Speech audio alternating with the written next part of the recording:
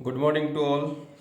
आज हम थोड़ा गैप हो गया, राजनीतिक भूगोल का जो एमए का जो पेपर है उसका जो सिलेबस था वो हमने डिस्कशन किया और उस सिलेबस के अकॉर्डिंग ही हम कोशिश करेंगे कि राजनीतिक भूगोल को हम समझ सकें और हमारा जो विषय क्षेत्र है, हमारा जो सिलेबस है उसको हम समय पर पूर्ण कर सकें।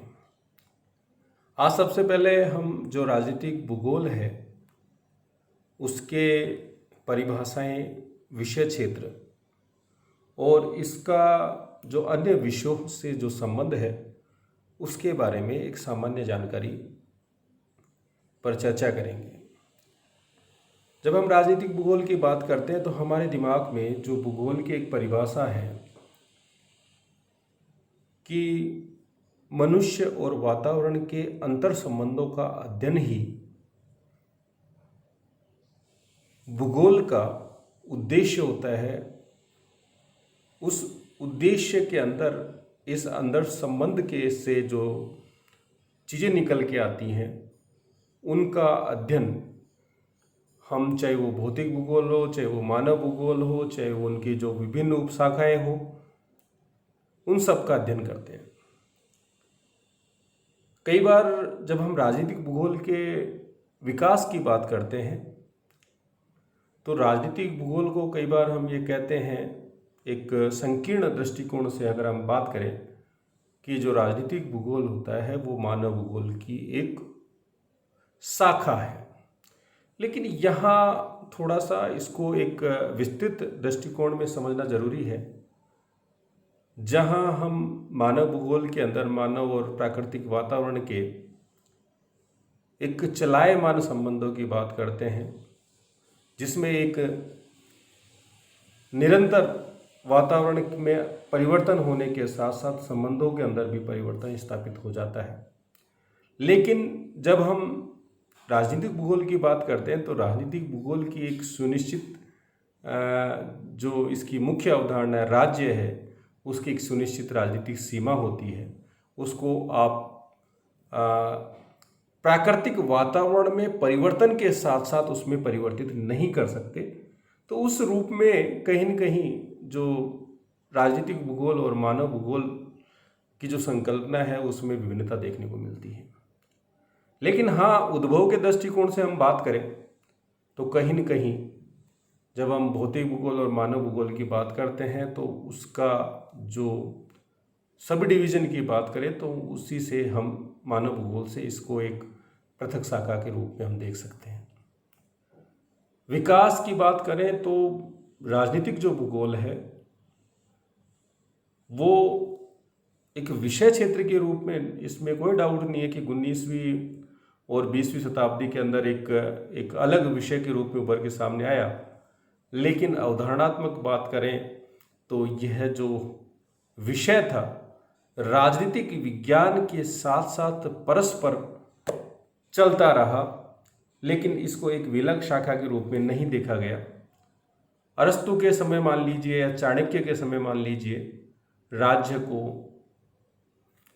स्वीकार किया गया, वहीं राज्य के अंदर जो भौगोलिक जो चीज़ें होती हैं उनको भी प्रत्यक्ष और परोक्ष रूप से स्वीकार किया गया। तो ये कहना कि कोई राजनीतिक भूगोल वर्तमान समय की एक धारणा है या एक, हाँ, ये कह सकते हैं कि विषय क्षेत्र के रूप में इसका जो विकास है 19 और 20वीं शताब्दी के में हुआ।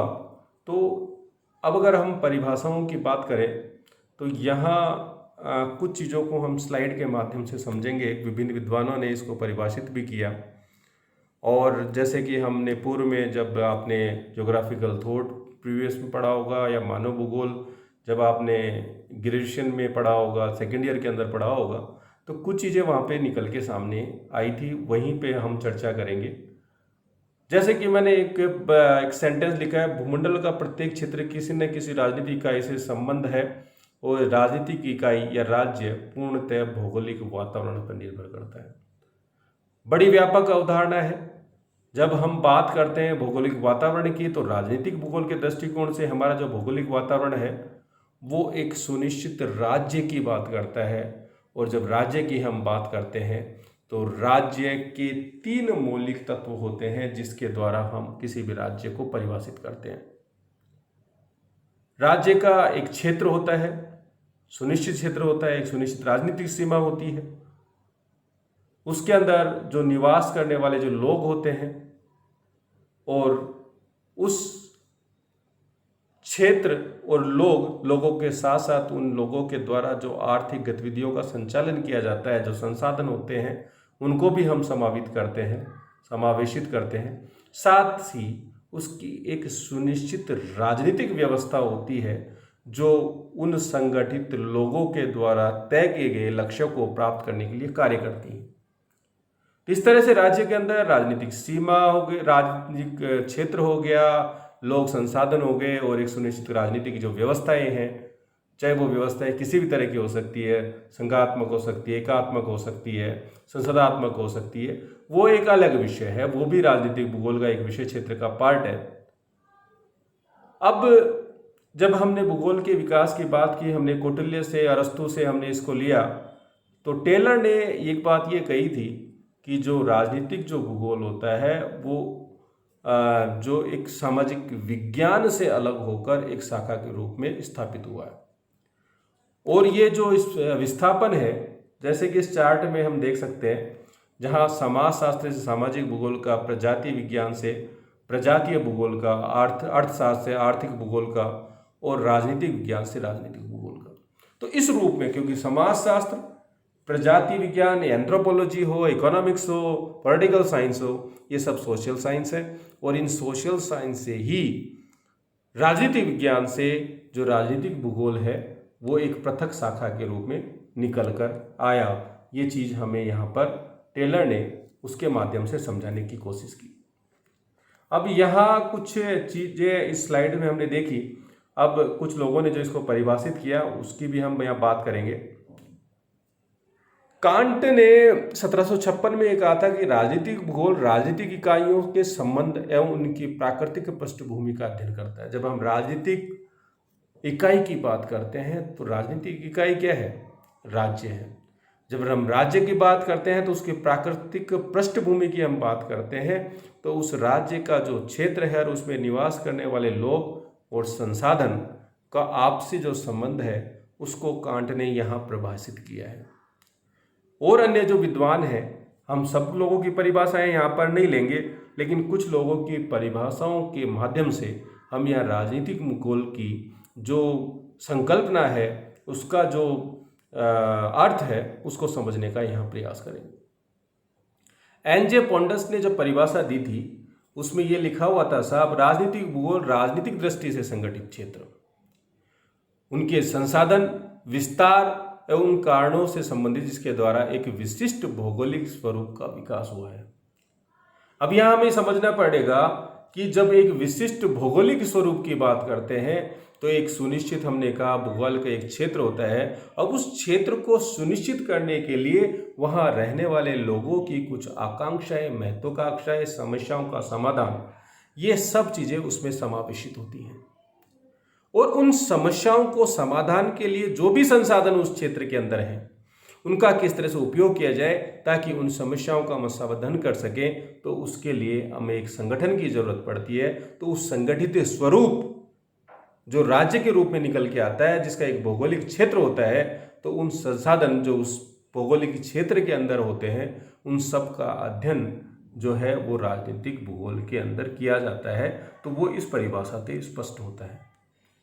अब हम बात हैं रिचर्ड जो हार्टशॉन है, हार्टशॉन के बारे में हमने जो भौगोलिक चिंतन जो विषय पढ़ा था, तो सबसे बड़ा जो रोल था भौगोलिक चिंतन में, वो जो हमारा स्थानिक वितरण है, क्षेत्रीय वितरण है, स्पेशियल डिस्ट्रीब्यूशन है, उसके अंदर हार्टशॉन का एक विशेष योगदान रहा है, अमूल्य योगदान रहा है, जो कि क्षेत्र विशेष के अध्ययन के ऊपर बल देता है। और क्षेत्र क्या होता है या प्रदेश क्या होता है, उसकी अपनी अपनी विशेषताएं होती है, जो कि एक सुनिश्चित विशेषताओं के आधार पर निर्धारित होती है। एक क्षेत्र की अपनी स्वयं की कुछ विशिष्ट विशेषताओं के साथ साथ समस्याएं भी होती हैं। उनके आधार पे, वो आधार राजनीतिक भी हो सकता है, वो प्राकृतिक भी हो सकता है, वो सांस्कृतिक भी हो सकता है। तो वो सब एक क्षेत्र के रूप में हम उसका अध्ययन करते हैं। तो रिचर्ड हार्टशॉ ने जो राजनीतिक भूगोल को परिभाषित करते समय क्षेत्र मूलक पुनरुद्धार या स्पेशल डिस्ट्रीब्यूशन या रीजनल जो कॉन्सेप्ट था उसको ये लेके आए और इसको परिभाषित किया। और उन्होंने कहा कि राजनीतिक भूगोल भिन्न भिन्न स्थानों में, यानी उसको उन्होंने एक क्षेत्र के अंदर एक रीजन में डिवाइड कर दिया, भिन्न भिन्न स्थान यानी अलग अलग क्षेत्र, अलग अलग प्रदेश में राजनीतिक उपक्रमों का पृथ्वी तल पर व्याप्त विविध लक्षणों से संबंधित कर अध्ययन करता है। यानी उन क्षेत्रों के अंदर पाए जाने वाली अपनी क्षेत्र विशेष की जो विशेषताएं होती हैं उसको ध्यान में रखते हुए जो है उन राजनीतिक इकाइयों के अध्ययन की बात रिचर्ड हार्टशॉ करता है। तो ये इसकी परिभाषा से एक विशेष बात थी। M.E. मूडी ने जब परिभाषा दी तो इनकी परिभाषा के अंदर हम परिभाषा को परिभाषित करें उससे पहले उसका जो क्रक्स था ये कहते हैं कि क्षेत्र के अध्ययन के साथ साथ उसका ऐतिहासिक जो विकास का जो स्वरूप है वो महत्वपूर्ण होता है। और ऐतिहासिक चीज़ों को जाने बिना हम राज्य के वर्तमान स्वरूप का अध्ययन नहीं कर सकते। उसके विकास के लिए निहित जो निहितार्थ थे, जो समस्याएं थी, जो उनके संबंध थे, उन सब को समझने और समाधान के लिए उसके ऐतिहासिक परिप्रेक्ष्य का अध्ययन जरूरी होता है। तो उन्होंने परिभाषा में साफ कहा, राजनीतिक भूगोल का अध्ययन मुख्यतः वर्तमान दशाओं से संबंधित होता है, लेकिन भूतकालिक घटनाओं को आज अवस्थित स्वरूप के परिवर्तन के रूप में ध्यान रखा जाना आवश्यक है। इसमें कोई संशय नहीं कि जब हम बात कर रहे हैं तो वर्तमान में किसी भी राज्य के अंदर क्या राजनीतिक व्यवस्था है, क्या समस्या है, उसके क्या अंतर्राष्ट्रीय संबंध है, उन अध्ययन करते हैं। लेकिन उसके विकास के अंदर या वर्तमान दशा में पहुंचने के पीछे उसके भूत को समझना जरूरी है। जैसे अगर हम बात करें कि भारत और पाकिस्तान की जो समस्याएं हैं, जो राजनीतिक समस्याएं हैं या सीमाओं से संबंधित समस्याएं हैं, या भारत और चीन के बीच जो सीमाओं से संबंधित जो समस्याएं हैं, उनको जड़ से समझने के लिए हम उसके ऐतिहासिक परिप्रेक्ष्य में उपनिवेशिक स्वरूप के अंदर जो समस्याएं पैदा हुई थी उसका अध्ययन करना जरूरी होता है। तब जाकर वर्तमान में जो समस्याएं चल रही हैं उसको हम समग्रता से, व्यापकता से समझ सकते हैं। इसको आगे अगर हम बढ़े फिर तो यहाँ हम बात करते हैं कि भाई ये इसकी परिभाषा हो गई। तो अब इन परिभाषाओं के आधार पर बहुत सारे विद्वानों ने इसकी परिभाषाएं दी, मैकेंडर ने भी दी, स्पाइकमैन ने भी दी। तो उन चीज़ों के ऊपर हम ना जाके इसका जो एक संक्षेप में एक परिभाषा के रूप में इसको हम परिभाषित करें तो वो चीज़ हमारे लिए ज़रूरी है। तो वो जो परिभाषा वो ये है कि राजनीतिक भूगोल राज्य की सीमाओं, यानी कि राज्य जो होता है वो राजनीतिक भूगोल की एक केंद्रीय इकाई होता है और राज्य एक सुनिश्चित राजनीतिक सीमा के अंदर बना हुआ होता है, या उसकी एक सुनिश्चित राजनीतिक सीमा होती है, एक जियोमेट्रिक सीमा होती है, उसका अध्ययन करते हैं। साथ ही इस परिभाषा में एक चीज़ जो खास बात है कि वो क्षेत्र और क्षेत्र के अंदर जो संसाधन उपलब्ध है उन सब का, और राजनीतिक क्रियाओं का, जो राजनीतिक व्यवस्था है उनका मानव और आर्थिक भूगोल पर पड़ने वाले प्रभावों का अध्ययन हम यहाँ पर करते हैं। तो ये एक बहुत व्यापक अवधारणा है, लेकिन राज्य, क्षेत्र, संसाधन और इनके बाद जो भी प्रभाव हमारे ऊपर दृष्टिगत होता है वो सब चीज़ें हमारे जो राजनीतिक भूगोल होता है उसके जो सिलेबस है उसका पार्ट होती हैं। तो ये चीज़ें जो हैं हमारे लिए महत्वपूर्ण हो जाती है। अब कुछ चीज़ें जो की पॉइंट्स है कि राज्य जो होता है, तो राज्य के संबंध में कहें कि राज्य, मैंने जैसे पहले भी कहा कि राज्य राजनीतिक भूगोल का केंद्रीय विषय वस्तु है। राज्य मानव समूह का अपने आप को प्रादेशिक रूप से संगठित करने का परिणाम होता है। किसी भी क्षेत्र के अंदर जो लोग होते हैं उसमें जब विकास होता है, विकास के साथ साथ उनके अंतर संबंध स्थापित होते हैं, और अंतर संबंधों के साथ साथ वहाँ जो समस्याएं पैदा होती हैं उन समस्याओं के समाधान के लिए लोग संगठित होते हैं, और संगठित होकर ही वो अपने एक क्षेत्र को सुनिश्चित करते हैं। अब वो समस्याएं विकास के द्वारा कबीलाई संस्कृति हो तो कबीलाई संस्कृति के अंदर भी लोगों ने अपनी एक सुनिश्चित क्षेत्र के अंदर सीमित कर देते हैं। तो उस आदिकालीन या जो कबीलाई व्यवस्था के अंदर भी जो उसका डिमार्केशन नहीं होता, लेकिन एक दूसरे को ये पता होता है कि ये जो पेरिफेरी है, ये जो एरिया है वो किस समूह का है, तो एक तरह से वह उसकी एक राजनीतिक सीमा हो गई। वो उसके लिए एक स्टेट की कॉन्सेप्ट वहाँ डेवलप होता है जिसके लिए वो लोग काम करते हैं। स्थानिक वितरण तथा राजनीतिक घटनाक्रम, या जब हम स्थानिक वितरण की बात करते हैं तो सरफेस की बात करते हैं, एक क्षेत्र की बात करते हैं, अवस्थिति की बात करते हैं।